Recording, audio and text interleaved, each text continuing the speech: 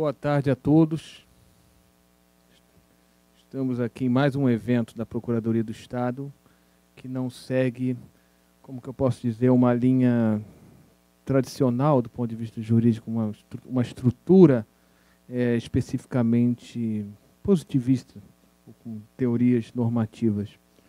E eu, como presidente da mesa, isso aqui não é uma mesa do debate, eu me vejo forçado, até porque eu converso muito e participei de quase todos os eventos que tiveram na mesma linha de pensamento, a fazer um discurso de justificação. Um discurso de justificação do porquê que esse tipo de evento ele é relevante. Em primeiro lugar, por que eu preciso fazer esse discurso de justificação? Porque vários procuradores, amigos meus, várias pessoas com quem eu conversei, principalmente procuradores, pessoas de excelente comprometimento com o Estado, pessoas que trabalham com afinco na Procuradoria, pessoas com boa vontade, criticaram a existência desse tipo de atividade, com base na linha de que a Procuradoria não se deve prestar a esse tipo de evento, com base na linha de que esse tipo de evento em nada se relaciona ao direito e que a Procuradoria deveria se direcionar a outros tipos de atividades mais específicos, como palestras sobre arbitragem. Amanhã teremos uma palestra sobre direito constitucional. Quando eu fui chamado a apresentar essa palestra, eu me vi forçado a traçar alguns minutinhos, são uns 5 minutos no máximo, justificação, uma resposta a essas pessoas, que têm direito a ter essa opinião, mas eu gostaria de esclarecer o porquê de cada um de vocês estar aqui, o porquê de eu estar aqui. Entre os vários eventos que nós tivemos, o primeiro evento foi Direito e Psicologia. Não dá hoje para você pensar o direito para fora da psicologia.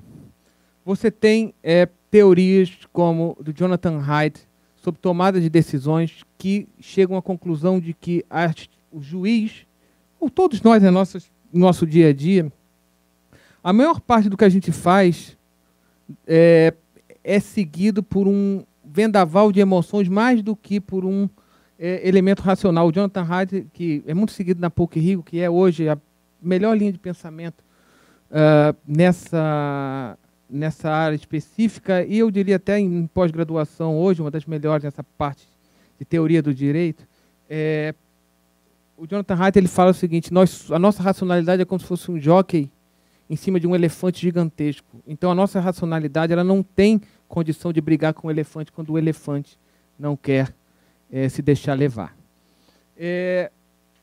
Outras formas de teoria também dentro da psicologia, como Matthew Lieberman, falando sobre socialidade, sobre como que a gente se coloca, surge a partir do meio social e se sente obrigado a dar um feedback nesse sentido. A ideia de empatia das pesquisas do Paul Bloom, por exemplo, até que ponto a gente decidir com base em empatia é algo bom ou ruim do âmbito do direito. Mas essas decisões, essas teorias todas, elas chegam à seguinte conclusão: o juiz, quando está na sua mesa para decidir, ele não está decidindo com base em elementos puramente racionais. E se o juiz não está na sua mesa decidindo com base em elementos puramente racionais, a gente tem que rever a teoria da decisão. A gente não pode entender, como foi uma frase do ministro Luiz Roberto Barroso, que o judiciário tem que empurrar a sociedade para frente.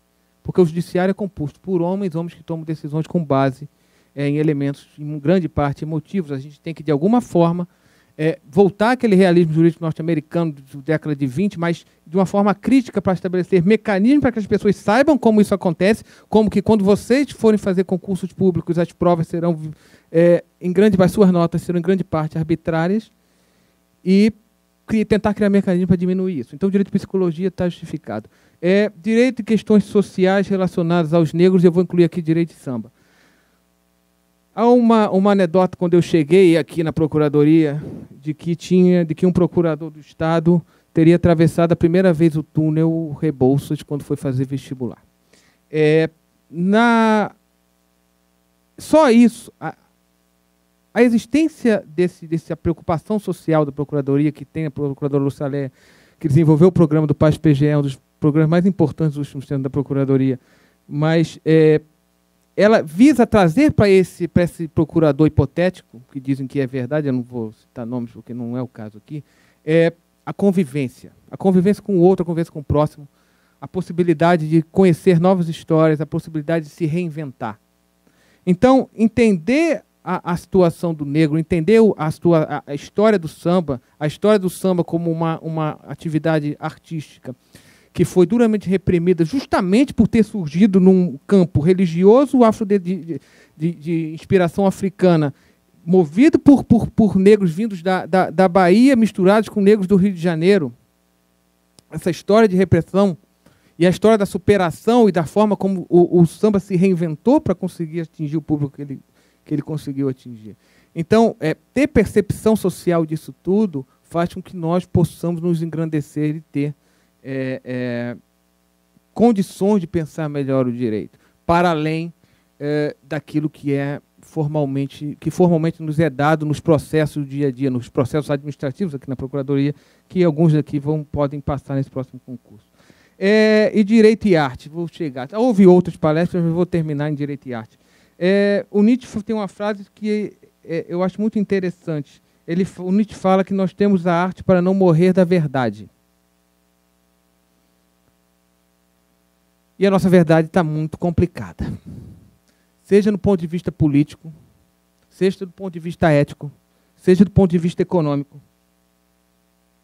seja na nossa busca por caminhos institucionais no Brasil, no Estado do Rio de Janeiro. A arte ela é necessária para que a gente possa escapar disso tudo e buscar inspiração para resolver as nossas vidas e as nossas instituições. Nossas vidas também, quem nunca sofreu por amor, quem nunca sofreu por várias situações. E a arte é esse escape. Nietzsche já justificaria essa palestra. Mas, além disso, e aí o que eu coloquei aí, esses pequenos slides, a arte se relaciona diretamente com o direito de uma maneira complexa. Como é que o direito vai reagir às situações que eu coloquei aqui? Primeiramente, isso aqui ainda tá light, porque é a porta de uma instituição lá na Alemanha, que um amigo meu, procurador Leonardo Carrilho, mandou para mim, lá de Frankfurt. Um teor anarquista, eu achei essa frase muito interessante e eu coloquei. Agora, eu tirei essa próxima foto. Eu tirei essa foto. Essa foto está essa gravura está na minha rua. Eu moro na Farm de Amoedo, num espaço público, na esquina da praia. Como que o direito se relaciona com isso? Então, nós temos uma crítica política, uma crítica social, uma crítica, uma atividade artística, uma atividade que briga contra a instituição, isso dentro de um espaço público. O que o direito deve fazer?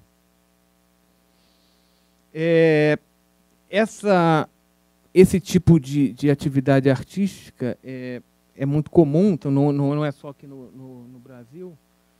Lembra o Banksy também, e essa gravura também é importantíssima. Na verdade, foi feito um quadro dessa gravura que foi vendido por 5 milhões de reais, e o Banksy fez uma estrutura que, assim que acabou o leilão, o quadro se autodestruiu, e ele falou que a destruição também é uma forma de criação, seguindo uma frase que é atribuída ao Picasso. Como que o direito se relaciona com isso? Está no espaço público. O direito proíbe, o direito atua, o direito cobre, que nem aconteceu em São Paulo. Como é que a gente vai viver com isso? Quem não gosta, quem gosta. Show do Roger Waters. Como que o direito eleitoral se relaciona com isso? Como que o direito civil se relaciona com isso? Como que o direito... Isso pode, isso não pode? Isso foi um dia antes da proibição das manifestações eleitorais. Finalmente, como que o direito se relaciona com isso?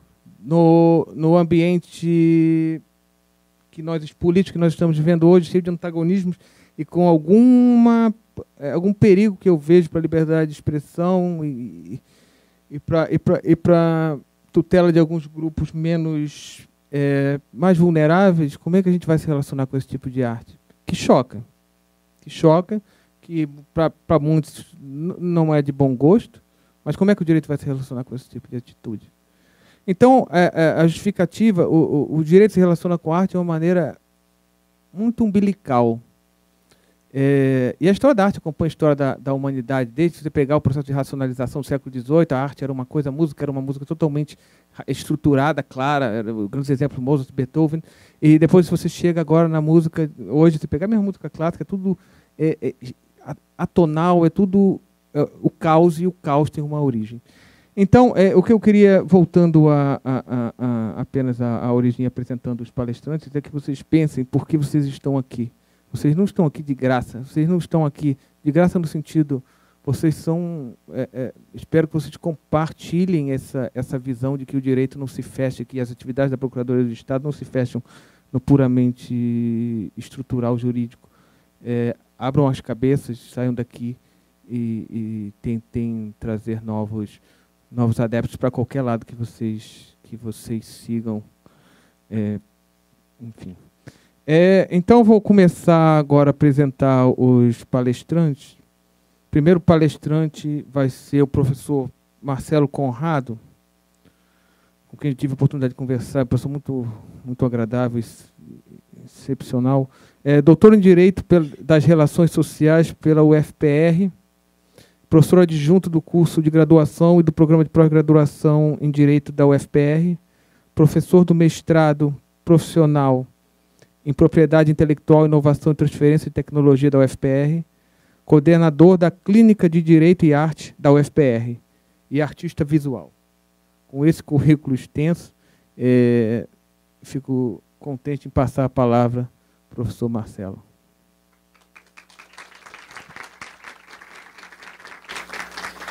Bom, boa tarde a todos. Queria cumprimentar o Fernando, todos aqui da mesa, e em especial fazer um agradecimento ao professor Anderson Schreiber.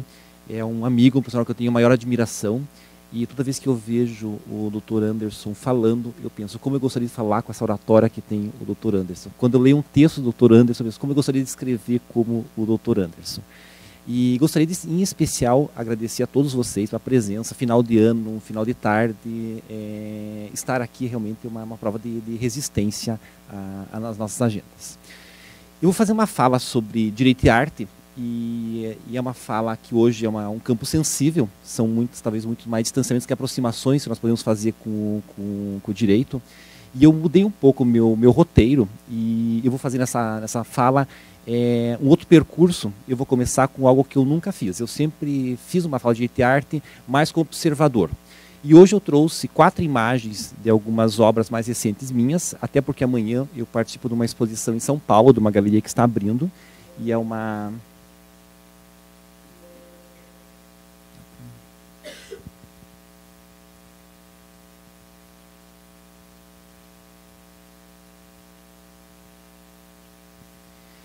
E essa é uma série que eu estou trabalhando que tem uma relação de direito e arte, porque ela surgiu quando eu fui fazer o doutorado na Federal do Paraná sobre direitos autorais. Essa é uma exposição que abre amanhã com alguns artistas que talvez já se inscreveram na história da arte contemporânea do Brasil, tanto, por exemplo, Nelson Lerner, Cláudio Tosi, Antônio Henrique do Amaral. E é uma série de fotografias, só que na verdade eu nunca fui fotógrafo, eu não sei fotografar. Eu até tentei já fazer curso de fotografia, mas eu vi que isso não é para mim. Até porque hoje, acho que tem muita gente que em algumas profissões estão tão saturados, tão estressados, que querem talvez abrir 2 caminhos. Ou serem fotógrafos, ou serem chefes de cozinha. Então, eu não gostaria de seguir esse caminho. Então, ser fotógrafo talvez fosse uma porta que eu não pudesse abrir na minha vida, que eu não conseguia dar conta de ser um bom fotógrafo. Colocar isso na agenda. Mas, enfim, é um trabalho de fotografia, que é um trabalho todo de apropriação. Então, como é que surgiu esse trabalho? Um trabalho que vou trabalhar com imagens e textos, e talvez começou muito tempo atrás, quando eu comecei a dar aula. Eu advoguei por 6 anos, escritório especializado em direito médico, eu vi que aquilo não era para mim, e aí fui repensar minha vida, acabei entrando no mestrado e comecei a dar aula. O que eu observei quando eu fiz essa mudança na minha vida é que quando eu trabalhava no escritório, eu convivia com muito poucas pessoas. Os clientes eram muito raros de estarem lá, enfim. Quando eu fui dar aula, e eu comecei com muitas turmas, aonde eu saía de casa encontrava aluno. No supermercado, no shopping, no pilates, no cinema e assim por diante. E o aluno tem uma frase, assim, quase que um ritual, que diz o seguinte: professor, que bom que eu lhe encontrei, eu tenho uma coisa para lhe contar. Eu passei. E aí, quando eu começava a ouvir essas frases, no começo até procurava saber o que o aluno passou. Daí eu perguntava, mas que bom, você passou no quê? Até que um aluno disse, professor, eu passei na sua prova ontem que você entregou. Você, inclusive, corrigiu, fez um comentário de uma questão. E eu fiquei numa situação um pouco constrangedora. O aluno vai achar que eu não corrijo as provas, né? Aí eu mudei a minha tática. Então, até hoje, eu encontro alunos dizendo, professor, que bom que eu encontrei, eu tenho uma notícia, eu passei. Eu respondo, parabéns, eu tinha certeza que você ia passar. Eu não faço a mínima ideia, a maior parte deles, do que eles passaram. Você foi na renovação da carteira de motorista, você foi na OAB, você foi na minha prova, enfim, eles ficam todos felizes. Mas, enfim, aí aconteceu o seguinte, eu encontrei uma aluna, e não era uma aluna, assim, digamos, tão jovem, até hoje, que pegar os cursos superiores, já não tem mais aquele público de 16, 17, até 20 anos. Nós temos várias faixas etárias nos cursos. E era uma aluna de entre 40 e 50 anos, e ela chegou para mim, professor, que bom que eu lhe encontrei, estava pensando que eu poderia lhe encontrar, tem uma coisa para lhe contar. Pensei, lá vem. Ela falou assim, professor, eu me divorciei. Aí eu pensei, meu Deus, o que eu tenho que saber isso, né? O que mais me deixou chateado da situação foi que eu perdi minha frase pronta. Eu não pude dizer, parabéns, eu tinha certeza que você ia se divorciar.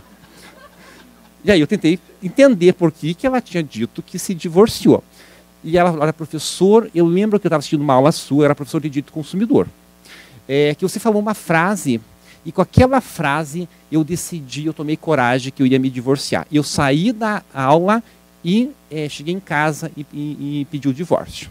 E eu pensei, meu Deus, como é perigoso ser professor, né? Porque imagine, eu nunca aconselhei ninguém nem a casar, nem a se divorciar, enfim, mas parecia que ela estava bem feliz com a decisão que ela tomou. E eu comecei a perceber a importância que as frases têm nas pessoas. A gente toma muitas decisões com frases, a gente interpreta essas frases.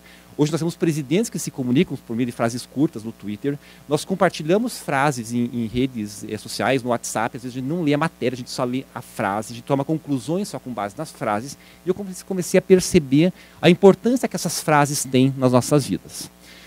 Eu fui para o doutorado e eu comecei a observar o seguinte, que a nossa lei de autorais, ela vai dizer que o direito autoral é um direito irrenunciável.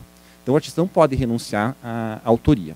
Só que isso não acontece na prática. Nós temos, por exemplo, os bancos de imagens. Então são fotógrafos que colocam imagens lá e renunciam aos direitos autorais. Então eles até colocam na divulgação imagens livres de direitos. E qualquer pessoa pode ir lá e licenciar, alguns são gratuitos, outros não, e dar a destinação que quiser para aquelas imagens.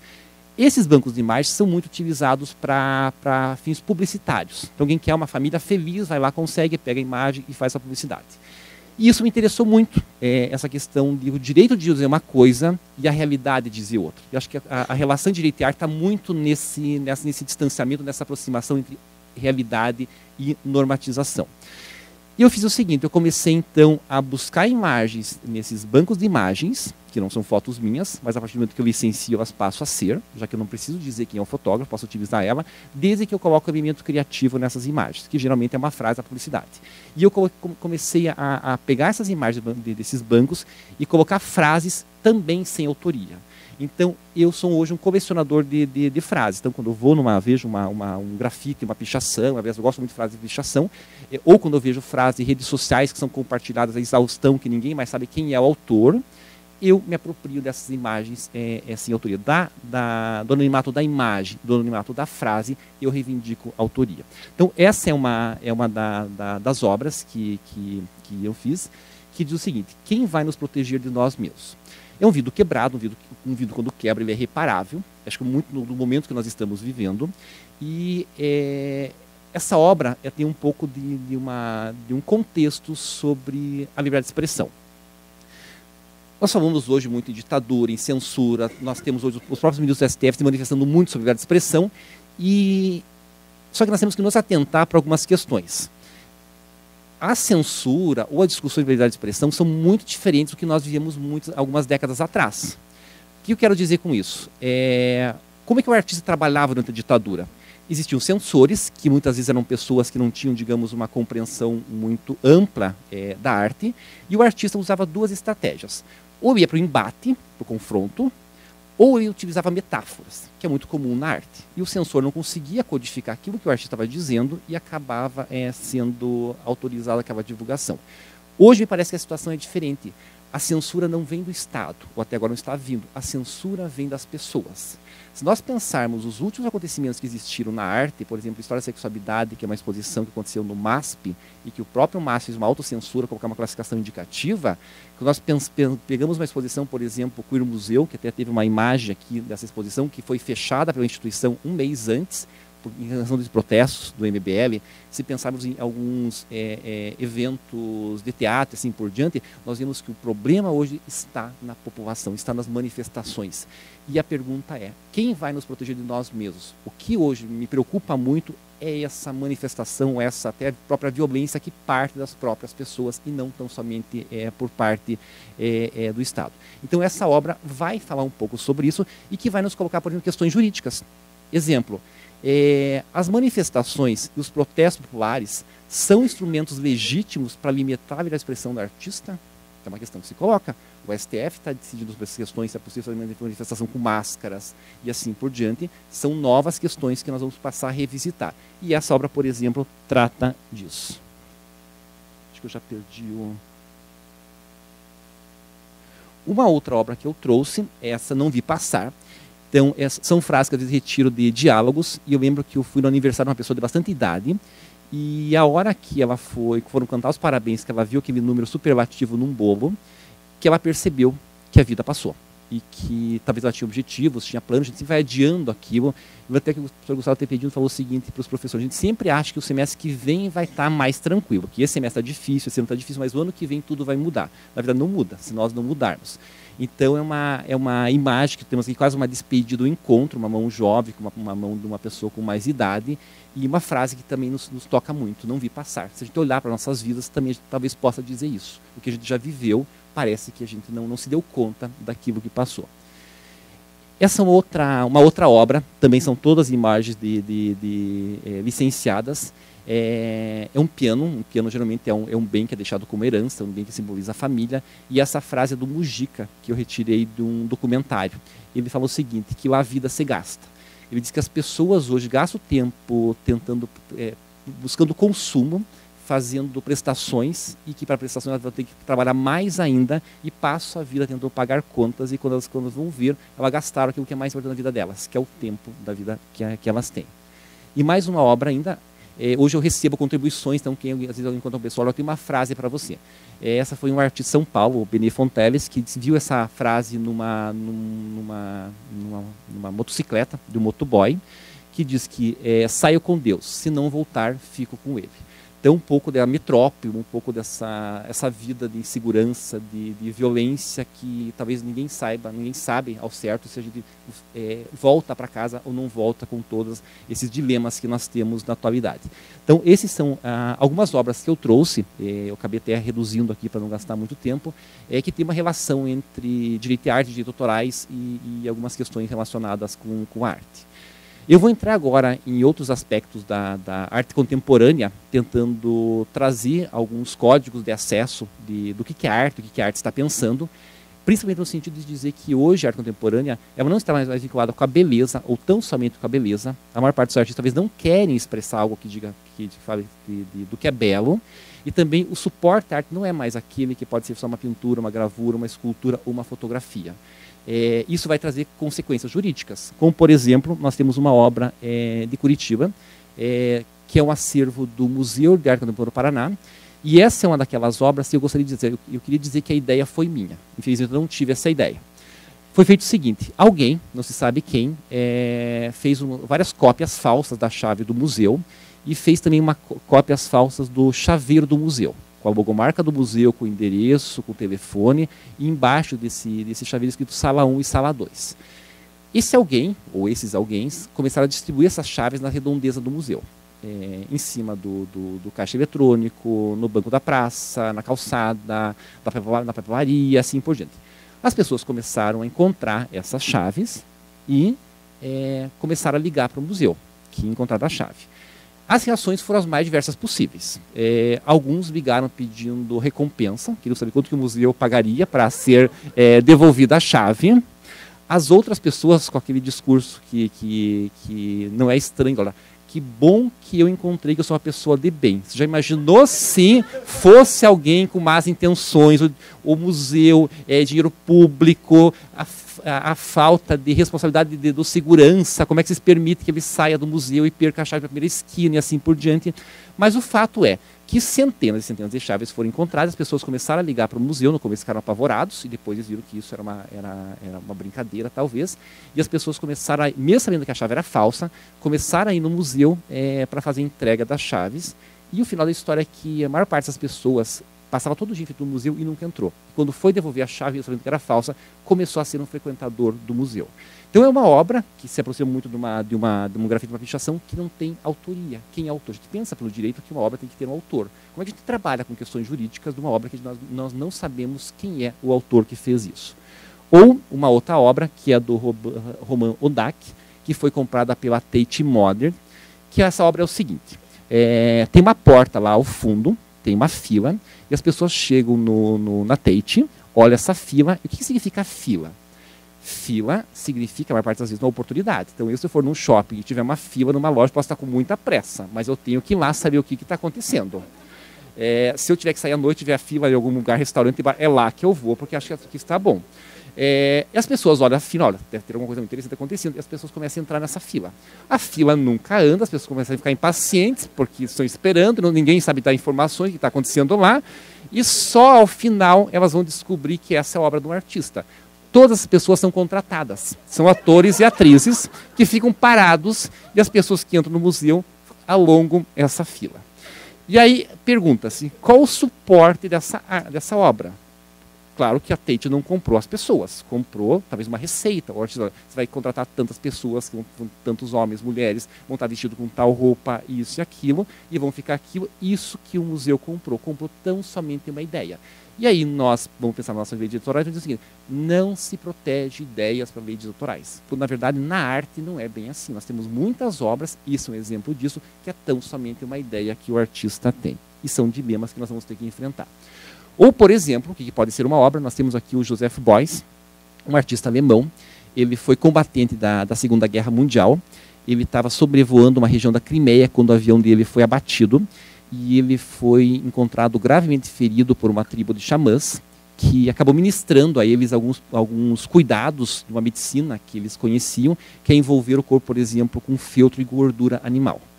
Milagrosamente, o Joseph Beuys sobreviveu e essa experiência marcou muito a vida dele. E ele transformou-se ele seguiu a carreira de artista, é um escultor, mas é um escultor que tem uma importância na história da arte, talvez porque ele não utilizou aqueles materiais convencionais, o mármore, o bronze, a pedra, a madeira, assim por diante. Ele fez esculturas, por exemplo, com o próprio feltro, com materiais, com gordura e assim por diante.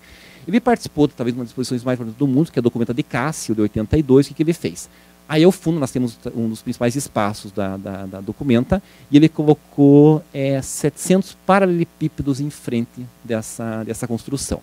Claro que esses paralelepípedos não poderiam ficar a vida toda aí. Só que a regra é a seguinte, para a prefeitura retirar esses paralelepípedos, ela teria que plantar um carvalho para cada paralelepípedo retirado. E hoje quem for, por exemplo, a Cássio, vai encontrar 7.000 carvalhos. Essa é a obra do Joseph Beuys. E nós perguntamos, uma árvore ou 7.000 árvores podem ser uma obra de arte? Sim, no caso do Beuys, sim. E como trabalhar juridicamente com essas questões? Ou, por exemplo, quando ele pega um piano, que é um instrumento sonoro, e ele cobre esse piano inteiro com feltro e coloca uma cruz lá. Esse feltro está abafando o som desse instrumento. É muito talvez o que nós estamos discutindo hoje sobre liberdade de expressão. E aí eu faço um desvio para entrar em algumas questões. Na obra que foi trazida aqui pelo Dr. Fernando, o que nós precisamos na arte é uma chave de compreensão. O artista não precisa nos dar pistas de que aquilo é uma obra de arte.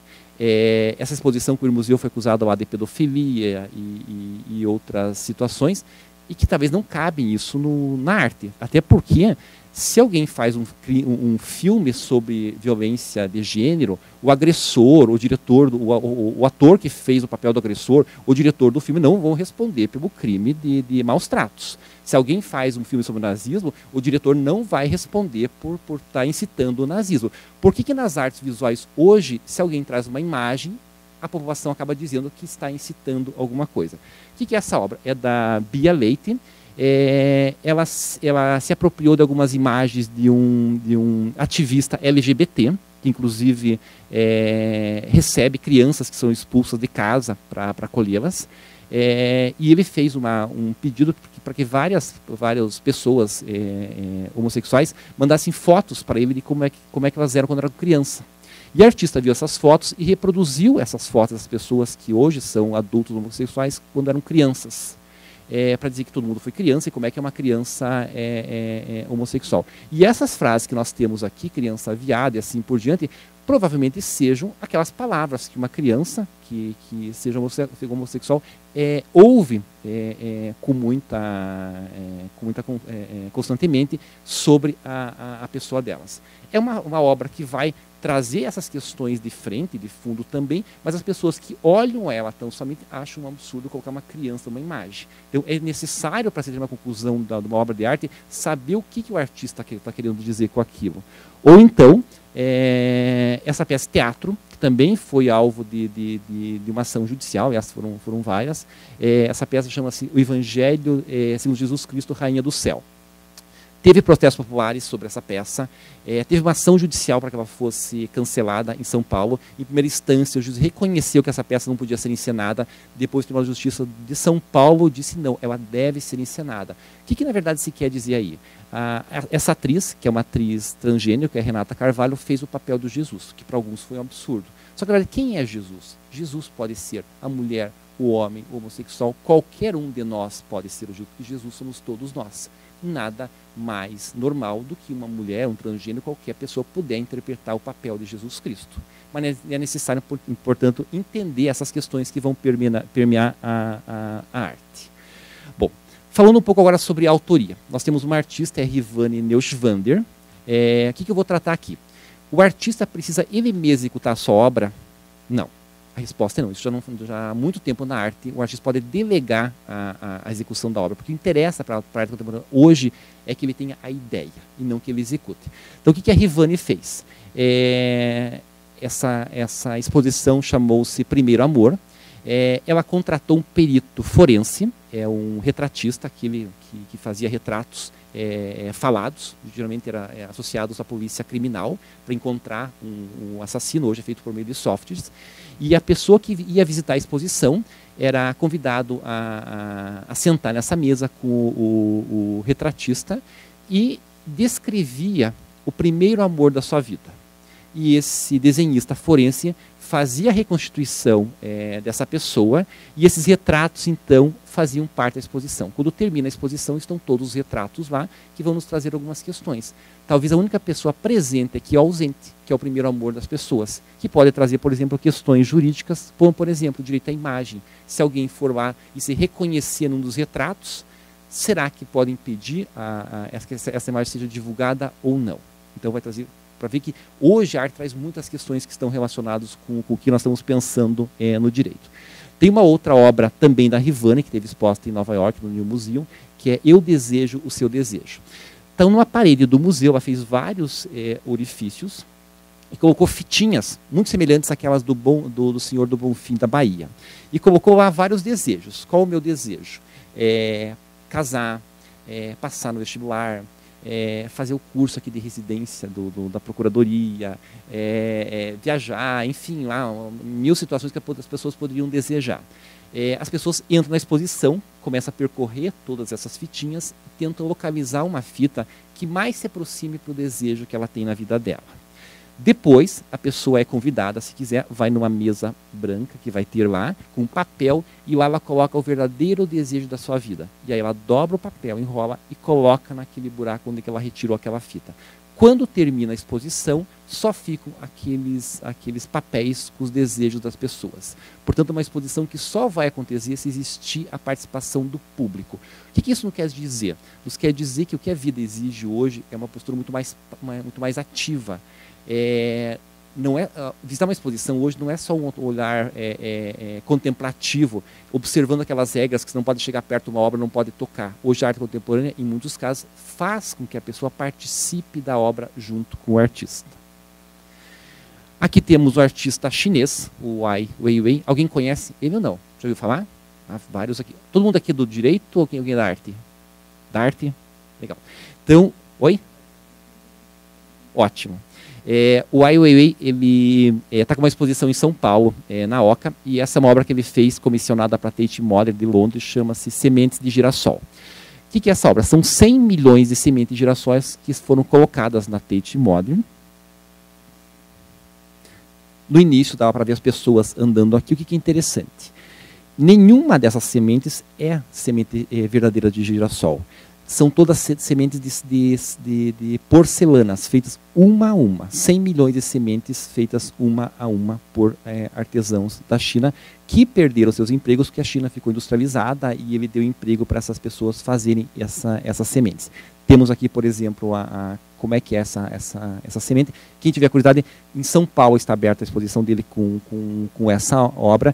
Tinham pessoas que olhavam e não acreditavam que essas sementes eram de porcelana e levavam ao lábio para realmente confirmar que elas eram de porcelana.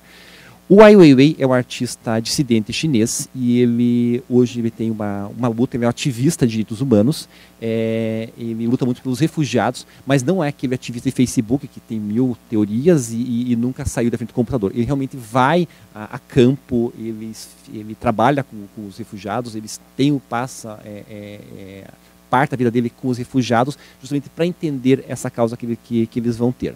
E o que ele nos quer dizer com essa obra? Existem várias interpretações que podem ser feitas. Primeiro, quando nós olhamos lá essas 100 milhões de sementes de girassol, o que significa uma semente de girassol para um oriental?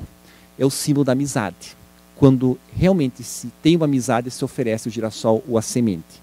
Isso pode nos dizer, por exemplo, que toda a nossa história sempre foi uma história contada pelo Ocidente. A história do direito é tão somente uma história ocidental. A história geral é uma história ocidental. Nós sempre deixamos os orientais de lado. Talvez hoje isso tenha mudado um pouco.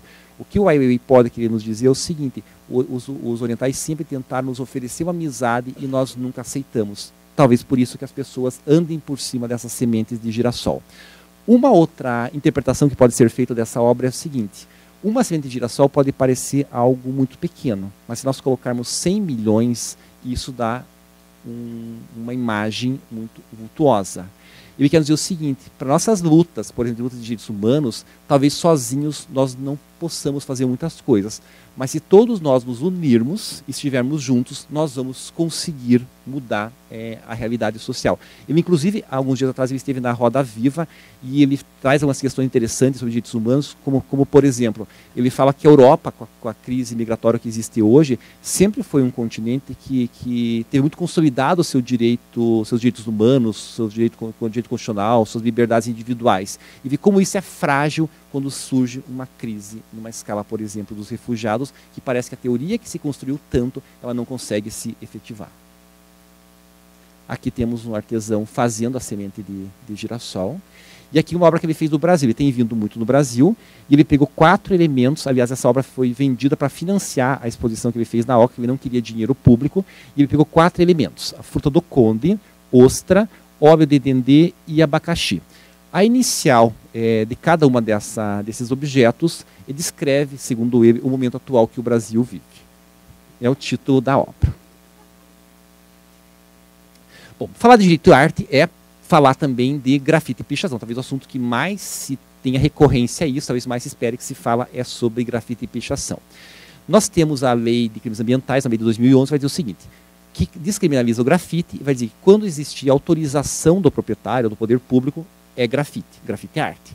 Quando não existir, é pichação. O que é pichação? É vandalismo. A questão não é tão sensível assim. Não é tão fácil assim de ser entendido no campo da arte. Talvez o direito dê alguns passos à frente e, na verdade, deu muitos passos atrás com isso. O que eu quero dizer com isso? 2008 foi um ano importante para o grafite e para a pichação. Por exemplo, os Gêmeos estiveram na Tate Modern. Temos aí uma obra deles. Mas em São Paulo, em 2008, vários acontecimentos aconteceram.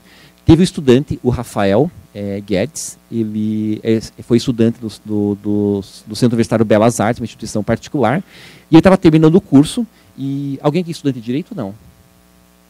Então, quando você termina o curso, tem que fazer o TCC, né? O temido TCC.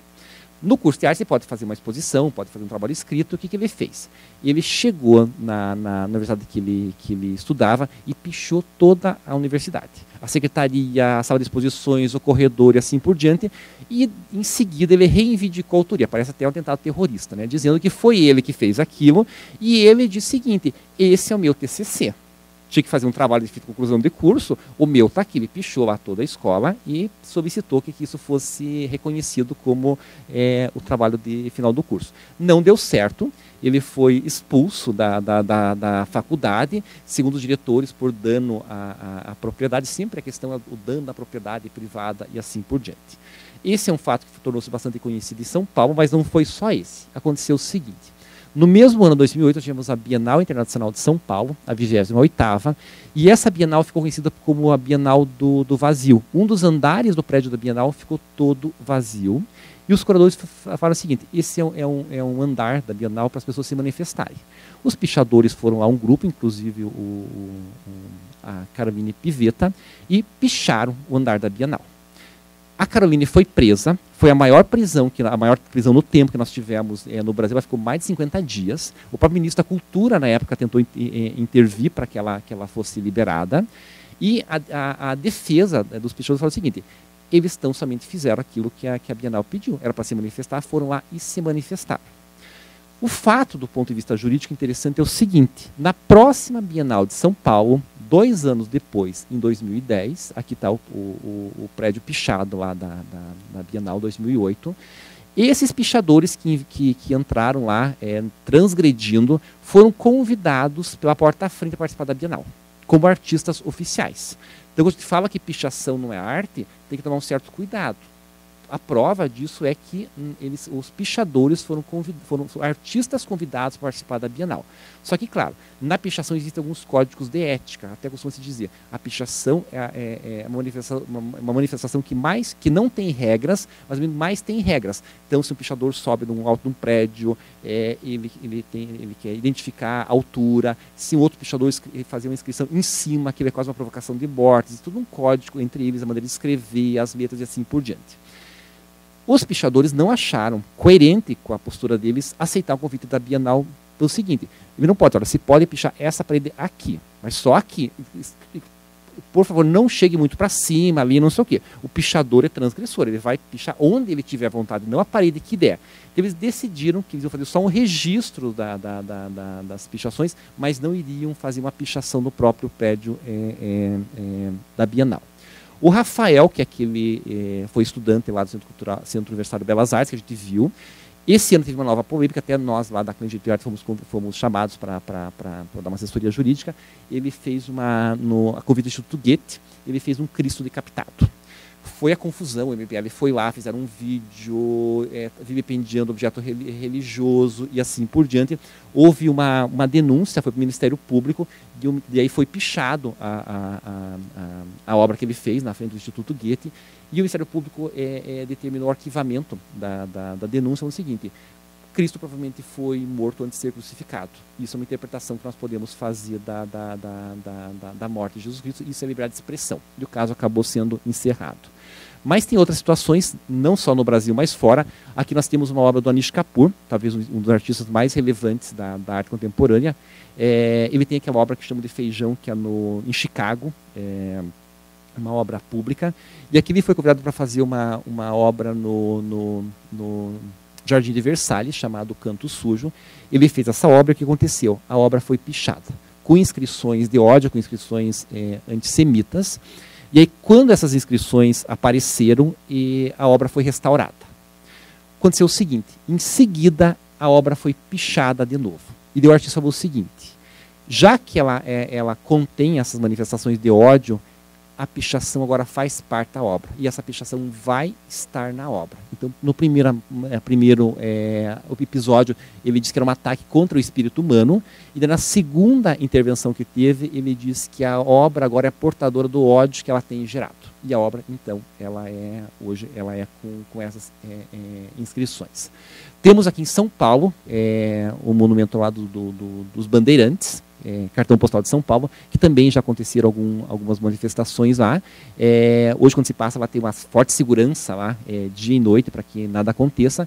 E se nós pensarmos quem foram os bandeirantes na história, prenderam índios e assim por diante, então existe todo um outro contexto histórico que vai nos dizer quem foram os bandeirantes e se eles merecem um monumento desse porte numa cidade como São Paulo.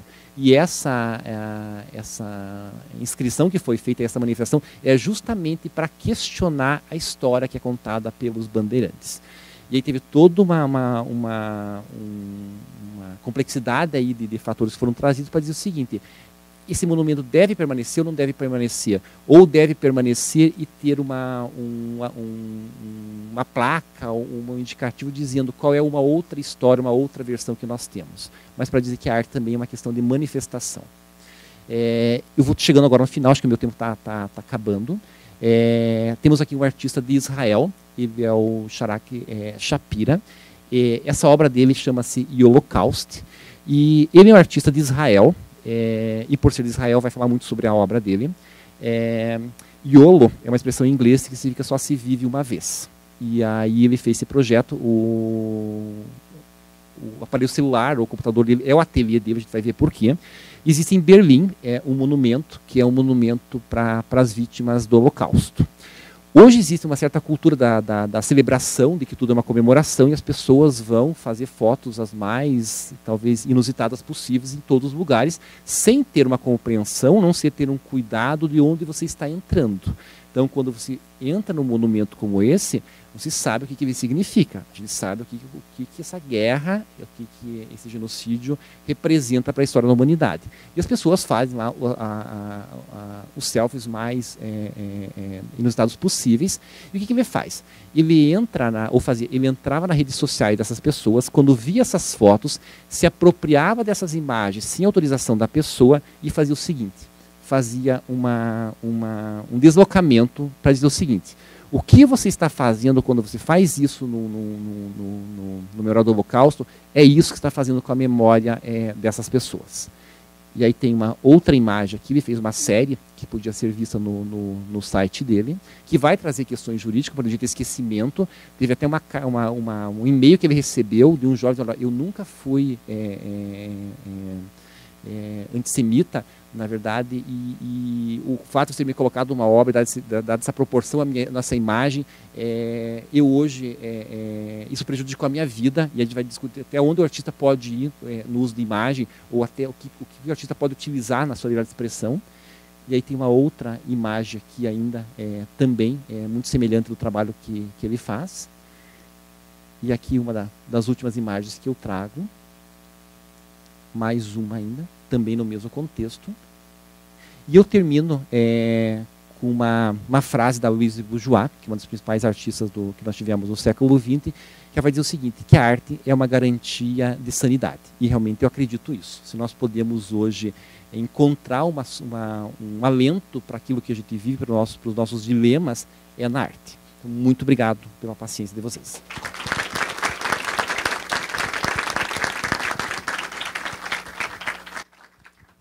Agradecer ao Marcelo Conrado pela exposição brilhante, divertida e que engrandece todos nós aqui, que fora da caixa, que nem eu falei. Lembrem das justificativas de vocês estarem aqui. Agora vou apresentar o Procurador do Estado aposentado, José Roberto Abrunhosa, que vai proferir a segunda palestra, membro do Instituto de Advogados do Brasil, sócio fundador do Instituto Brasileiro de Direito Monetário. Essa é a parte chata, mas também possui cursos de artes plásticas e gravuras. É um prazer estar aqui com você. Boa tarde. Eu tinha imaginado, e vou seguir nessa linha, mas talvez com alguns desdobramentos, em função do que já foi falado, fazer uma palestra. Quando chamado a falar sobre direito e arte, eu imaginei fazer uma palestra em que o tema-chave fosse transgressão. eu particularmente acho que transgressão é uma forma interessante de olhar os dois objetos, direito e arte. Por quê? Porque, fundamentalmente, a gente não consegue pensar alguma coisa nova, criativa, sem, de alguma maneira, desconstruir o que já existe. O Guattari e o Deleuze já chamam a atenção para uma coisa que é interessante como forma de pensar o pensamento, buscando Foucault dos escritos e das coisas sobre estética, etc. Quando tem um certo truísmo nisso, mas o desdobramento disso é interessante. Quando a gente está... O próprio pensar é um pensamento. Quando a gente está imaginando criar alguma coisa, a gente já está pensando naquilo que a gente imagina criar ou fazer, ou seja uma criação artística, seja uma criação em ciência dura, seja uma criação em ciências sociais, você está pensando em chegar em alguma coisa, mas isso daí já é um objeto em si. O fato de você pensar em chegar naquilo não necessariamente significa dizer que você vai atingir aquilo que você quer. Em ciências duras é muito fácil a gente notar isso. É mais simples a gente notar isso. A gente tem uma série de exemplos de pessoas que fizeram pesquisas para tentar demonstrar uma determinada coisa e demonstraram o contrário daquilo que eles queriam e fizeram alguma modificação naquela realidade que eles estavam estudando. O Deleuze e o Guattari chamam a atenção para uma coisa que eu acho muito interessante.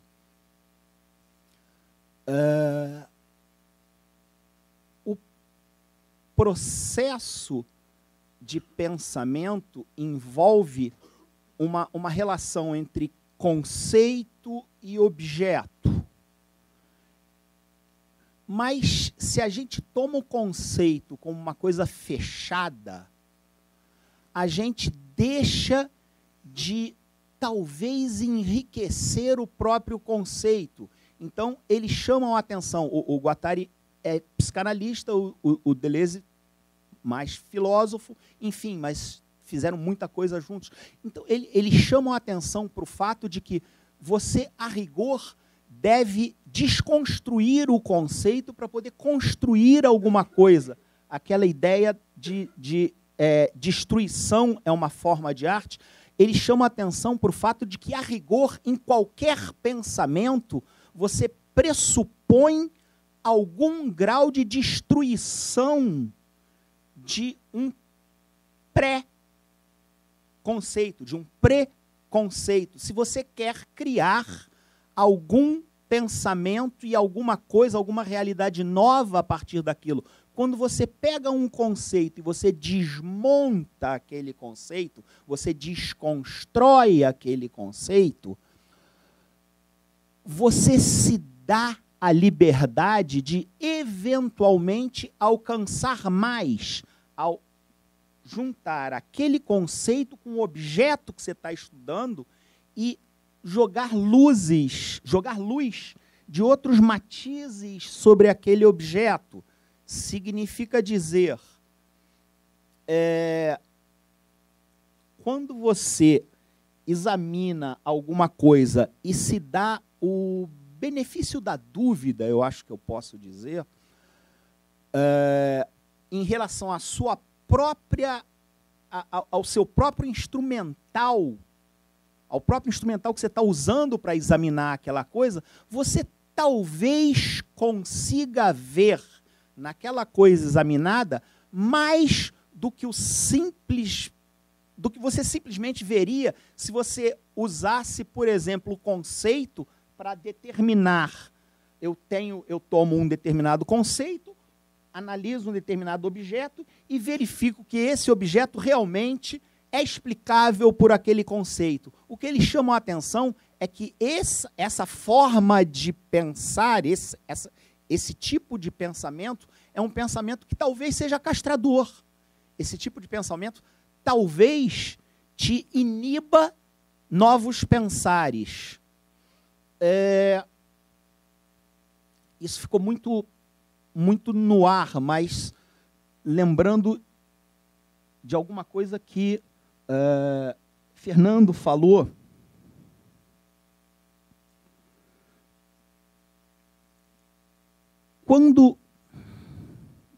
Bom, deixa eu retomar um pouco o fio da minha meada, senão eu vou abrir um parênteses, depois de outro parênteses, outro parênteses, outro parênteses, senão vai ficar muito claro. Essa provocação dos dois, eu acho particularmente interessante como forma de se debruçar sobre um problema. Vamos olhar, por exemplo, as normas programáticas. A gente tem um sistema positivado num determinado momento no tempo, vamos dizer, com uma constituição, uma situação hipotética, com uma constituição posta. Ok? Quando a gente pensa em normas programáticas, a gente está pensando em normas que já se viu há bastante tempo, etc., tem um conteúdo mínimo no direito positivado, qual seja aquele de negar eficácia a qualquer coisa que seja contra aquele programa. Fernando chamou a atenção para uma coisa e eu vou acrescentar, talvez repetindo um pouco o que ele falou, mas, de uma maneira geral, os operadores do direito tendem a reproduzir o status quo. Porque se a gente olha o nosso sistema normativo como um todo, a esmagadora maioria das normas com que nós nos deparamos são normas que repetem o status quo. As normas programáticas, por outro lado, são normas que, em tese, visam a criar alguma coisa, ou a permitir criar, ou a direcionar o sistema jurídico como um todo para algo que ainda não existe. Num primeiro momento, elas desconstroem, por não receber, aquelas normas anteriores todas que estão em contrário a esse programa. Mas, se a gente tenta fazer um exercício, de novo naquela provocação do Guattari e do Deleuze, de quebrar um pouco essa primeira ideia de norma programática, se a gente tem como pressuposto de um sistema jurídico normativo, como um todo fechado, que não deve haver lacunas no sistema, e se houver lacunas, as lacunas devem ser preenchidas pelo operador do direito na hora de criar a norma em concreto, para resolver a situação concreta, seja o operador do direito um juiz, como falado antes, em cima da questão da psicologia da própria tomada de decisão, seja o operador de direito um procurador do Estado, porque nós somos operadores de direito com uma qualificação, e por qualificação eu não falo em qualidade no sentido de vanglória ou coisa assim, mas de especificidade, uma qualificação específica. Quase praticamente todas as nossas manifestações são manifestações que tornam concretos atos de um Estado federado. No momento em que essas manifestações... E aí eu digo mais pegando uma coisa do Fernando. Se a gente está falando em direito positivado, a gente está necessariamente falando em poder. Se a gente está falando em poder, a gente necessariamente está falando em política. A gente não consegue separar essas instâncias. Essas instâncias correm juntas, mas, de uma maneira geral, o operador do direito toma o direito positivado como uma coisa posta. A provocação vai no sentido de nós, operadores do direito, podemos tomar o direito como uma coisa posta, sim, devemos fazê-lo no dia a dia, mas nós também temos a capacidade de tomar o direito e olhar o direito como uma coisa em caminho, em processo. Nesse momento, a provocação do Guattari e do Deleuze se torna mais interessante. Vamos pegar, por exemplo, a ideia das normas... meu Deus, das normas constitucionais... Eu acabei de falar, eu estou ficando gagá. Das normas constitucionais programáticas. Se você tem uma norma para programar uma modificação no sistema, uma de duas. Ou essa modificação, ou essa situação que se almeja chegar não existe de todo, ou ela existe parcialmente. Se essa norma é constitucional, como tido na hipótese, então as normas completamente contrárias a ela não sobreviveram, não foram recepcionadas.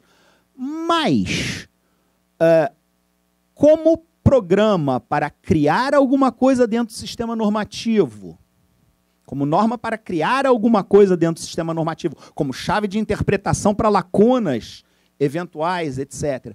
Como programa para criar, essas normas programáticas estariam necessariamente trazendo para dentro do sistema a possibilidade de transgressão, ou seja, elas estariam incorporando no sistema a possibilidade de transgressão? Marcelo chamou a atenção para o fato de que os pichadores se recusaram a aceitar, na medida em que convidados se recusaram a aceitar que a pichação se fizesse só sobre aquela parede. A provocação do Guattari e do Deleuze me fez pensar nas normas programáticas com essa luz. Se há alguma coisa a ser criada no sistema, é porque existe alguma coisa que está em oposição a isso que se pretende criar. A gente está necessariamente falando de um conflito subjacente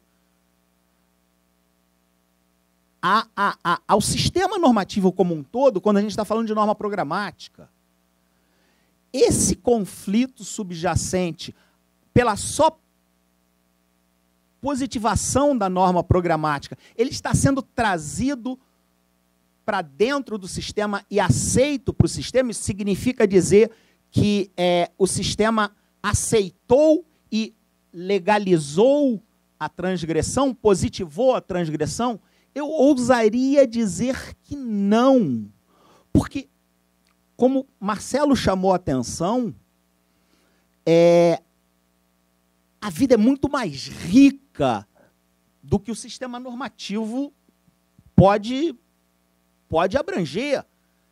É exatamente essa riqueza que faz com que a gente precise ter olhos para aceitar a transgressão. A transgressão faz parte necessária do dia a dia. A transgressão, eu ousaria dizer, é o que permite fazer com que a gente mude o dia a dia. É inimaginável um mundo sem transgressão.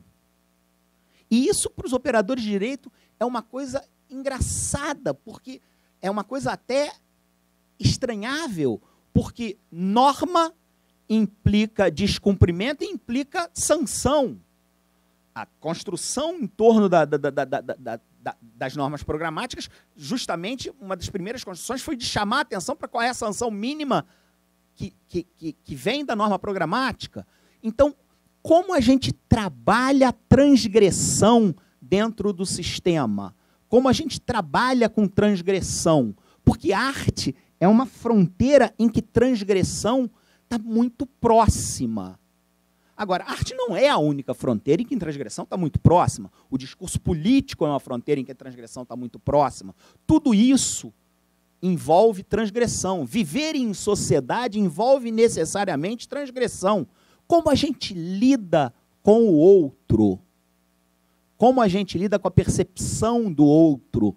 Como a gente lida com o fato de que a maneira do outro se colocar em relação à vida não é necessariamente a nossa maneira. O Queer Museum apareceu e me causa arrepio pensar que alguém tem o direito de negar que eu visite uma obra de arte trancada em 4 portas. O grafite que o Fernando mostrou do Supremo está num espaço público. É uma manifestação política, é uma manifestação artística, está num espaço público, ele ainda gera discussões mais intensas até do que o que está fechado num espaço entre 4 paredes. E, no entanto, nós tivemos exemplos seguidos nos últimos anos das pessoas se manifestando querendo impedir que os outros tivessem acesso a algo que eles, manifestantes, não consideravam bom para os outros. Essa coisa paradoxal, eu acho que está no limite da liberdade de expressão. Minha forma de ver é que liberdade de expressão deve necessariamente passar por alguma coisa que não permita que o outro, no seu discurso, negue exatamente a liberdade de expressão, negue exatamente a democracia. E a gente não precisa ir muito. A gente olha para um filme do Peter Cohen, como Arquitetura da Destruição, ele chama a atenção para o fato de que boa parte da elite nazista se via como artista. E um dos fundamentos do discurso seria o de embelezamento da raça alemã. Só que tem um pequeno pormenor histórico: o embelezamento da raça alemã passava pelo genocídio.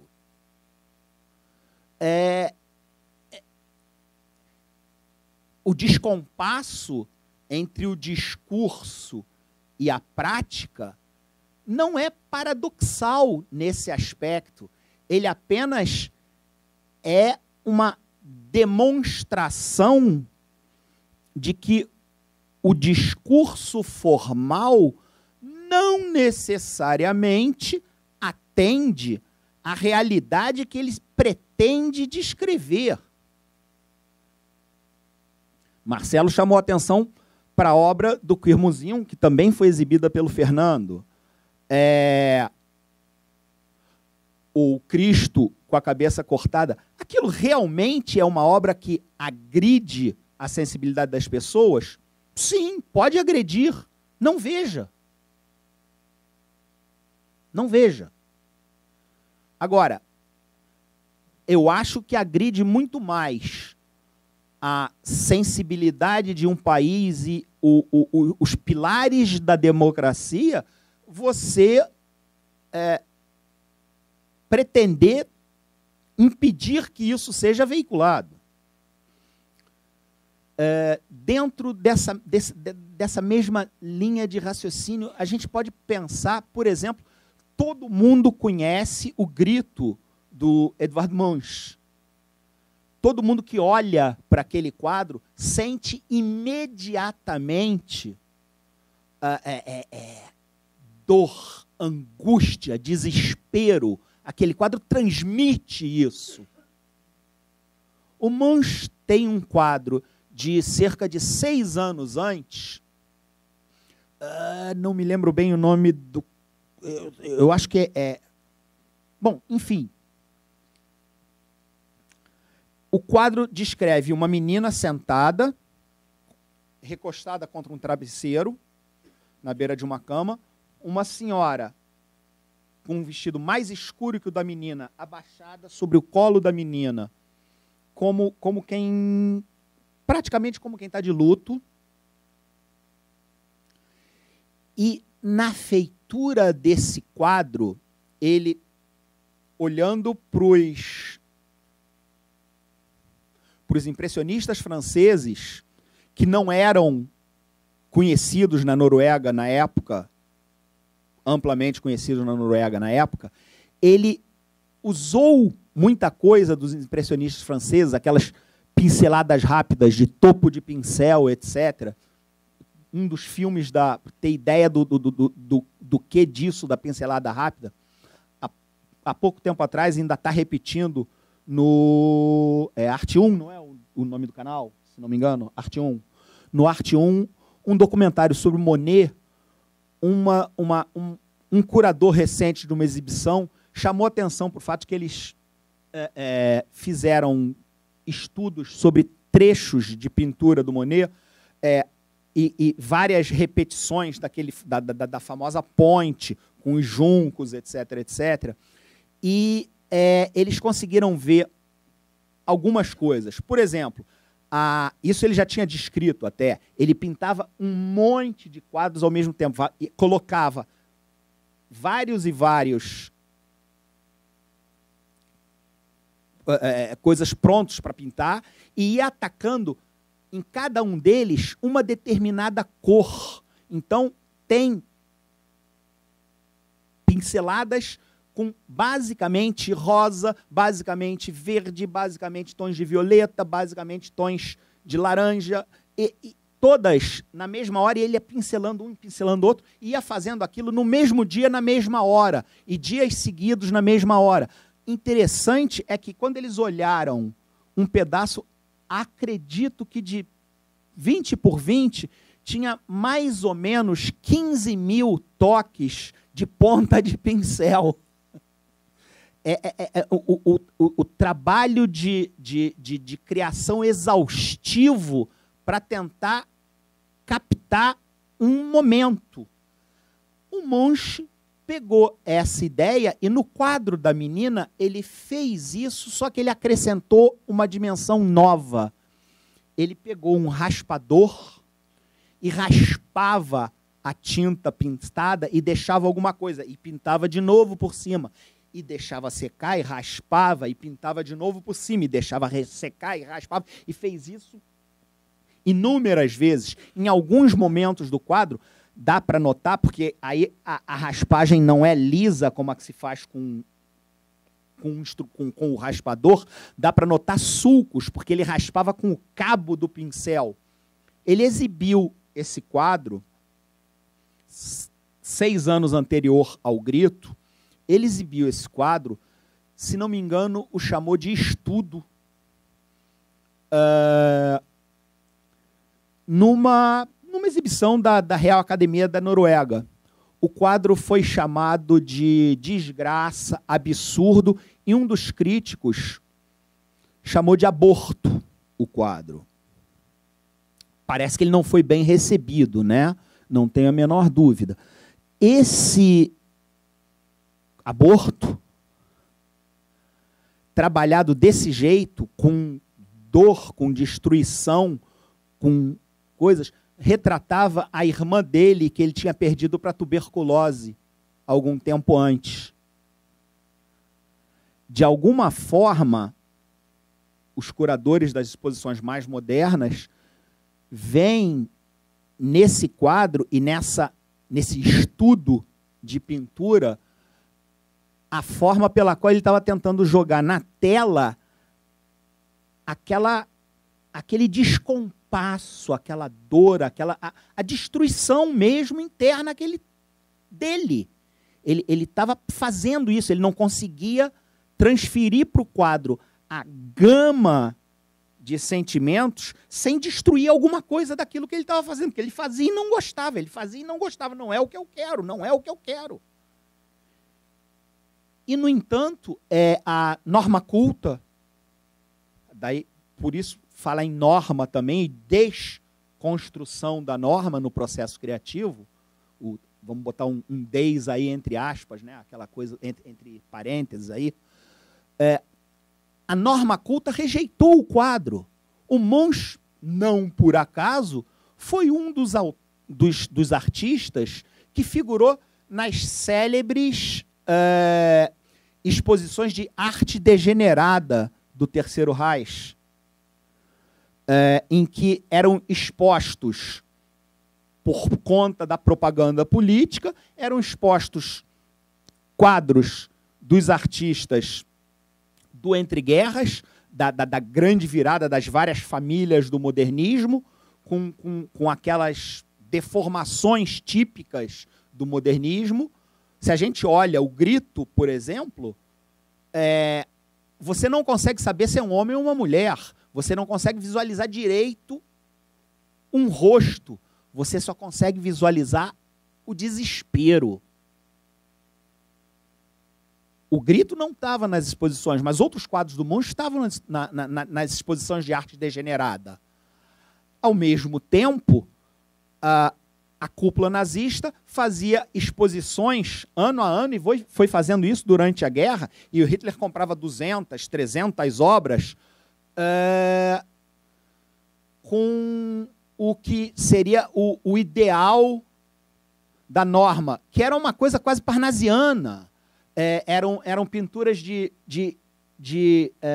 esculturas gregas, eram pinturas de pessoas com formas de esculturas gregas, eram pinturas de templos gregos destruídos e tomados pela natureza. No filme do Peter Cohen, Arquitetura da Destruição, ele chama a atenção para o fato de que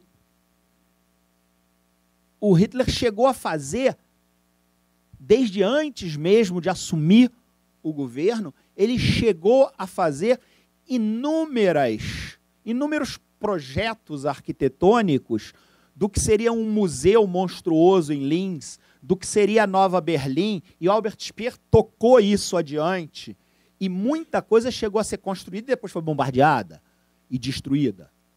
Mas tinha o Cohen chama a atenção para o fato de que, eu já falei isso e repito porque acredito que seja importante para a gente decodificar uma parte dessa coisa. Ele chama muita atenção para o fato, talvez seja o núcleo da construção do filme, do Arquitetura da Destruição, um filme de 1989, se não me falha na memória. Ele chama muita atenção para o fato de que um ideal de beleza estaria por trás daquilo tudo, da justificativa explícita, usada muitas vezes pelo Goebbels e nas coisas todas. Mas essa justificativa da beleza trouxe, na prática, um genocídio. Essa justificativa da beleza trouxe um genocídio para o oeste também, mas para leste, desde antes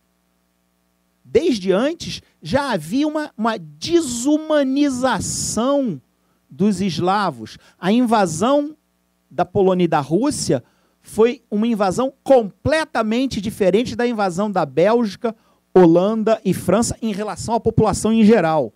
Não em relação aos grupos étnicos perseguidos do Holocausto. Mas, para leste, a desumanização no dia a dia foi uma coisa central. Naquelas exposições de arte degenerada, eles mostravam fotos de pessoas de campos de concentração ao lado de pinturas e explicitamente, na prática, faziam um paralelo entre as duas situações. Por que eu estou trazendo isso agora? Fundamentalmente, porque essa quadra em que nós vivemos vai exigir de nós, operadores do direito, e mais ainda dos operadores do direito que se debruçam com o fazer do Estado, vai exigir que a gente tenha muito, enorme cuidado na proteção do outro. Eu devo dizer que eu me sinto olhando para o planeta com uma espécie de pânico, talvez, porque a gente olha a crise de 29 e a guerra em 39. A gente olha uma crise mundial econômica em 2008 e todas as mudanças no planeta 10 anos depois, com um crescimento enorme de um movimento conservador que pretende se legitimar num discurso que, por vezes, lembra muita coisa de um discurso explicitamente posto nos anais da história pelo Mussolini e pelo Hitler. Não só ressoa, repete no Brasil e fora do Brasil. E nós, operadores do direito, precisamos de muito cuidado no lidar com isso. Nós precisamos de muito cuidado nisso. Eu acho que arte, nesse aspecto, trafega muito próximo a isso, porque, de uma certa maneira, arte é emoção. Eu acho que, na essência, a arte é alguma coisa que provoca uma emoção, ainda que a emoção provocada seja o fato da pessoa se sentir chocada. Ainda assim é emoção. Novas formas de arte continuam sendo arte, porque se a gente fala em arquitetura, desculpe, em escultura, hoje a gente está falando em escultura de luz. Mas como assim escultura de luz? Você não está falando só na forma, no objeto e forma colocadas num espaço e modificando a percepção daquele espaço. Você está falando numa percepção de forma, porque a escultura de luz, ela te dá uma ideia de volume, mas ela não é substância. Como assim? E, no entanto, ela te dá o volume e ela interfere no espaço e naquela percepção de espaço como uma escultura. O que é isso? Que limites são esses? Uma escultura de luz, em princípio, parece que não fere a sensibilidade de ninguém. Mas quais são? Onde que esses limites podem ser traçados? Eu volto a dizer, minha sensação é que nós, operadores do direito, precisamos ter muito claro que esses limites, em algum momento, devem ser traçados justamente na proteção do outro. Desculpa, eu acho que eu acabei fugindo muito do mote direito e arte, mas é porque isso, na nossa conversa interna, me deixou muito mexido. Eu acho que já ultrapassei bem os 30 minutos, não? Eu acho que ficou de bom tamanho. Obrigado.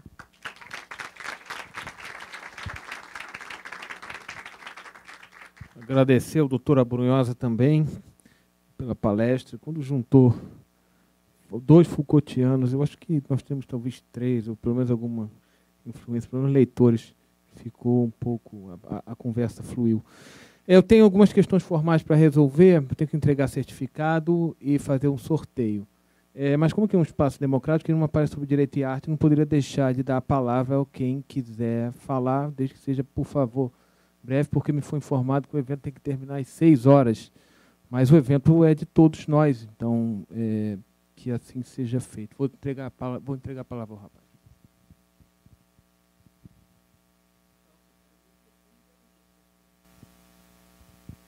Boa tarde. Meu nome é Cláudio. Eu queria perguntar para o doutor Marcelo como conciliar algumas questões jurídicas com a arte, com conceitos que são paradoxais com a arte, como, por exemplo, os direitos fundamentais serem irrenunciáveis ou renunciáveis até uma certa medida, e várias vezes a arte contemporânea, o artista se aproximar muito disso. Como, por exemplo, aquela performance da Marina Abramovic, que ela quase morreu, e de que forma a carta dela de renúncia teria alguma validade jurídica para absolver eventual agressor.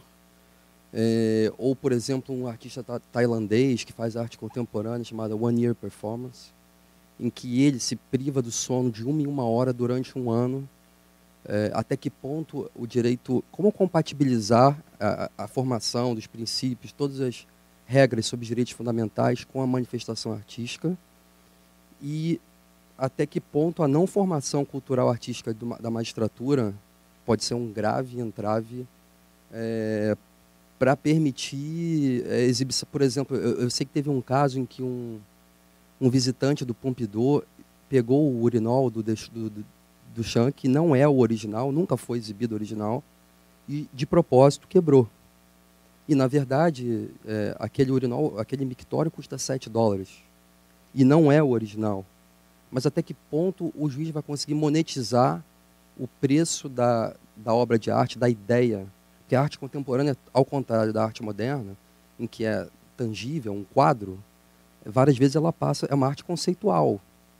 E como um juiz sem informação, na imensa maioria das vezes, sem informação artística, vai conseguir monetizar um dano desse naipe? E, por último, só saber também como é que concilia, por exemplo, o direito ao esquecimento, que é um princípio recente, com uma característica da arte que é totalmente inerente a ela, de transgredir, de chocar, de levar à reflexão. Como eu vou conciliar o direito ao esquecimento de alguém a ver um carro de uma escola de samba mostrando um holocausto com pessoas desnutridas, subnutridas, numa festa de alto astral? Na verdade, eu entendo ele se sentir incomodado com aquilo. Eu me lembrei do professor José Abrunhosa, não, desculpa, do procurador aposentado, falando sobre a questão do queer museum, né, até que ponto só eu não gostar me permite não exibir. Por outro lado, um carro alegórico mostrando pessoas pesando 10 quilos num feriado, numa festa que, na verdade, envolve alegria e não tem nada de alegre, possa me incomodar porque eu perdi parente naquele evento. E até que ponto isso não é legítimo? Desculpa a minha extensão.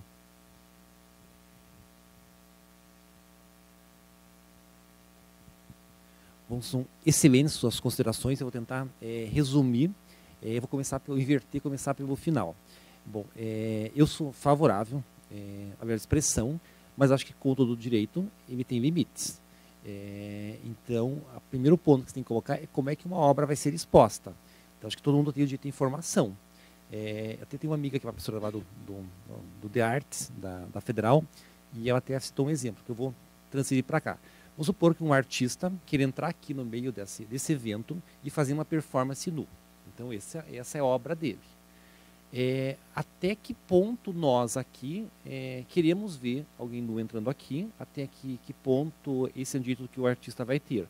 Então, eu acho que o artista deve dar pistas da obra dele, deve sinalizar. Então, se alguém vai no museu e tem uma obra que, por exemplo, possa ofender, segundo ele, a liberdade religiosa dele, deve ter uma informação sobre aquilo para que a pessoa possa saber de antemão: eu quero visitar, eu não quero visitar, eu quero ver, eu não quero ver. Então, no meu sentido, tem muito isso. Se alguém quer fazer uma performance num parque, deve-se sinalizar essa área para que quem quiser verificar aquilo possa lá ver, para quem não quiser ver, possa não ver. Eu acho que vai exigir o direito de cada um dos visitantes do que vê e o que não vê. O que nós fazemos todos os dias. Tem livros que eu não quero ler, tem livros que eu quero ler, eu tenho que saber de antemão qual é aquele conteúdo. Então, eu acho que vai muito nesse sentido aquilo que vai ser exposto. Então, no Carnaval, você tem que saber que vai ter um carro alegórico nesse sentido. Se você quer assistir aquilo, não quer assistir aquilo, você tem que saber isso de antemão, não ser surpreendido. Então, eu acho que esse é um cuidado que os museus devem ter. E o artista também tem que ter um cuidado com a obra, por exemplo, o uso de animais. Pode-se usar animais ou não pode, enfim, como expor a sua obra. Então, acho que entra muito nessa questão, que não é uma limitação, que o artista ele quer fazer tudo. Então, por exemplo, a minha obra vai ser sair daqui e eu fazer uma performance. Eu vou chegar lá na rua e eu vou pegar um martelo e quebrar o para-brisa de todos os carros que estiver numa esquina. E aí eu vou dizer que a minha obra é contra o capitalismo. Então, se o artista quer fazer isso, acho que ele pode fazer. Ele tem que estar ciente de que ele vai responder, porque ninguém está acima da lei. Nem o artista, né? Ele não pode utilizar sempre o argumento de liberdade de expressão. Então, essa é a minha opinião sobre isso. A questão que você falou sobre direitos fundamentais. Eu acho que a situação é muito complexa, porque eu acho que algumas questões são até mesmo do ponto de vista geográfico. Então, por exemplo, algumas obras que alguns artistas fazem. Primeiro é utilizar o próprio corpo, como a própria Marina Abramovic fez. O segundo ponto é você usar o corpo de uma outra pessoa. Então, eu sei que tem um artista, não lembro o nome dele agora, mas ele pegava, por exemplo, refugiados, pessoas vulneráveis e que precisavam desesperadamente de qualquer valor para a sobrevivência. Ele diz: eu te dou um valor se você fizer, por exemplo, um ato desumano, uma tatuagem a mais horrorosa possível. A pessoa estava naquela situação de desespero, fazia. Será que existe limite para essas questões éticas? Então, vai muito sentido no corpo do artista ou num corpo de outra. Tem até a Orlan, que é uma artista francesa, que ela faz cirurgias, ela modifica o próprio corpo dentro de uma galeria. Então, tem televisionado e assim por diante. Mas se acontecer alguma coisa, precisa de uma UTI, então, mas é o próprio corpo dela que está aí, não é um outro corpo de uma outra pessoa. Nos direitos fundamentais, ainda a questão geográfica que eu falo para você é o seguinte, que eu procuro ter uma certa atenção nisso. Eu não quero mais viver, por alguma razão. No Brasil não posso fazer eutanásia, mas eu posso ir lá na Suíça e fazer, dependendo do critério. Uma mulher que engravidar, mas não quer passar período de gestação, quer ter lá barriga substitutiva de aluguel. No Brasil não pode, mas se ela for para os Estados Unidos ela pode fazer. Eu quero escrever um livro, mas, meu Deus, como é trabalhoso escrever um livro. Eu não quero ficar sentado no computador fazendo. Eu não posso ter um ghostwriter aqui. Mas eu posso ir para a Inglaterra, para um outro país, eu posso fazer isso. Então, são questões muito geográficas que vão permitir o que se permite em algum lugar que não se permite em outro. Que pergunta mais que tinha? Eu estou me sentindo aqui numa banca de monografia, assim, que o professor faz uma série de perguntas e eu quero saber se eu respondia todas elas. Isso. Esse é um ponto também relevante. A arte precisa de um conhecimento prévio, precisa assim, entender qual o contexto daquela obra, do que ela trata, enfim, o que o artista pensou e tudo por diante. E quando esses casos vão para o Poder Judiciário, o juiz precisa ter esse conhecimento e eu acho que precisa se amparar pela prova pericial. O problema é o seguinte, quando a gente vai falar de uma exposição, de um livro, de arte, as pessoas se julgam cultas, né? Então, pessoal, eu fui com minhas férias para Miami, eu vi uma exposição lá, é claro que eu entendo de arte. Aí ele acha que ele pode decidir sobre aquilo sem um perito. Então, acho que precisa de um curso de História da Arte, um curso que leva anos para formar um historiador de arte, enfim. Então, não é uma coisa tão simples que você aprende no final de semana. Então, é necessário ter todo esse alicerce de quem é da área para poder dar elementos. E não só de um perito, mas é necessário que quem vai atuar na área conheça da arte. Que eu vejo que tem algumas pessoas hoje falam muito de arte, parece um pouco cool, assim. Eu quero fazer um evento de arte, eu quero discutir isso, mas sem um prévio conhecimento. Então, é necessário ter uma certa iniciação ou buscar informações para poder se falar sobre aquilo. Isso? Temos 5 minutos. Alguém tem uma pergunta, alguma colocação dentro? Por favor, desses 5 minutos, porque foi o prazo peremptório.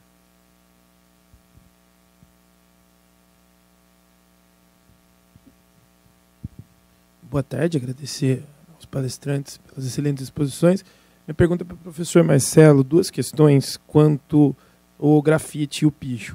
A primeira delas é, existe alguma possibilidade de responsabilidade civil, no sentido de dano moral ao autor pelo apagamento do grafite ou do picho feito em uma propriedade de outra pessoa, sem autorização?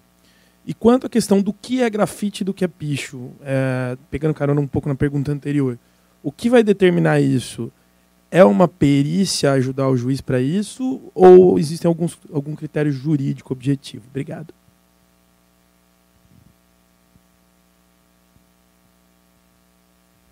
Bom, também excelentes perguntas, vou começar pelo final, sobre a questão da validação da arte. Eu acho que o que vai validar uma obra de arte vai ser o tempo.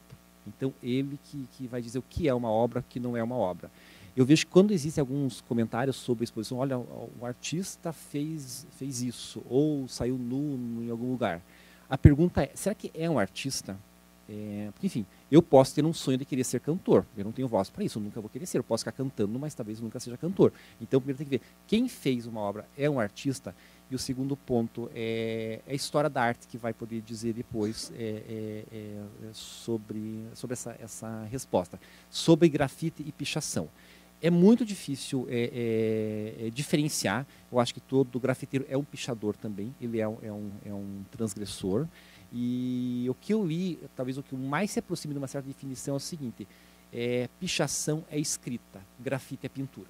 Acho que está muito nesse contexto. Então, diferenciar o que a lei vai dizer que quando existe autorização é grafite, quando não existe é vandalismo. Vai depender muito do propósito do artista, se é realmente um artista e assim por diante. Outra pergunta é... Tá.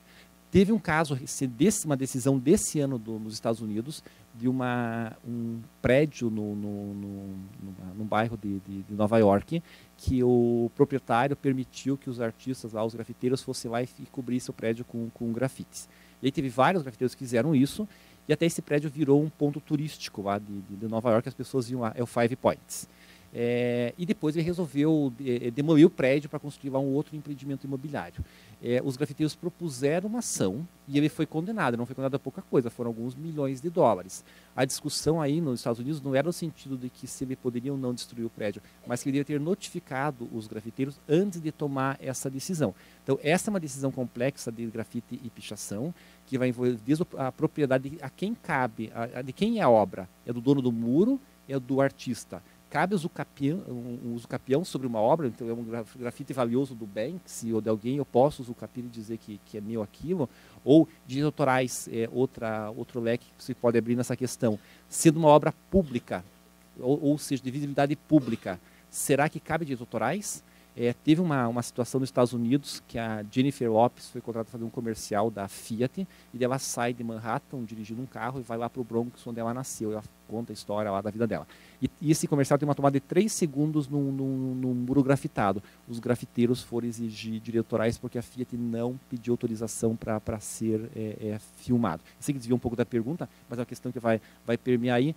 E a minha preocupação é o seguinte: nós não vamos privatizar o espaço público. Porque uma coisa é proteger uma obra que está dentro de uma área privada. A outra é qualquer fotografia que se possa ser feita no espaço público ser reivindicado direitos autorais. O que acontece nos Estados Unidos? Hoje, para fazer um filme, você tem que ter todo um aparato de advogados. Não filme isso, não filme aquilo, não pegue aquela placa, não pegue aquela pessoa, não pegue, enfim, porque pode acarretar direitos autorais. Então, essa é uma questão bem sensível. Já tem várias decisões do Tribunal de Justiça de São Paulo, principalmente do Beco do Batman, e assim, uma vai para cada lado. Então, uma diz que você tem que conseguir autorização do grafiteiro, só que o grafite e a pichação é uma arte de subversão, ele justamente não assina, em muitos casos, para que não ser localizado. Como é que você vai encontrar o proprietário? Teve uma decisão também do TJ de São Paulo, falou o seguinte: não proteger o grafite seria a mesma coisa que não proteger a Capela Sistina do Michelangelo. Não sei o que o desembargador comparou a Capela Sistina com o grafite, mas enfim, está isso lá no argumento. A outra disse que é domínio público, qualquer um pode registrar, fazer imagens. Então não tem uma definição sobre isso e gera uma certa insegurança. Mas sim, questão de direitos de danos morais sobre a propriedade, eu não vi ainda. O que teve é um caso de um artista da Bahia chamado William Martins. Ele fez conhece o caso? Ele fez, para quem não conhece aqui, ele fez uma dissertação de mestrado na Federal da Bahia, e ele descobriu uma técnica lá, ele coloca um tecido com uma resina que ele produziu, e ele viu um grafite, uma pichação, e ele coloca aquele tecido em cima, passa aquele produto lá sintético, a hora que ele retira o tecido, todo o grafite, a pichação, vem para o tecido. E aí ele expõe a obra do grafite que ele retira das ruas. E aí teve toda uma discussão sobre a quem pertence a obra. Os grafiteiros, os pichadores disseram que ele era ladrão dos grafites. E até, eu lembro que eu vi esse caso quando eu fui fazer a tese de doutorado. E até esperei assim para ver se ia para o Poder Judiciário, para a gente ter uma posição, mas o caso eu não vi nenhuma postura de ação sobre isso para se dizer de quem que seria o grafite.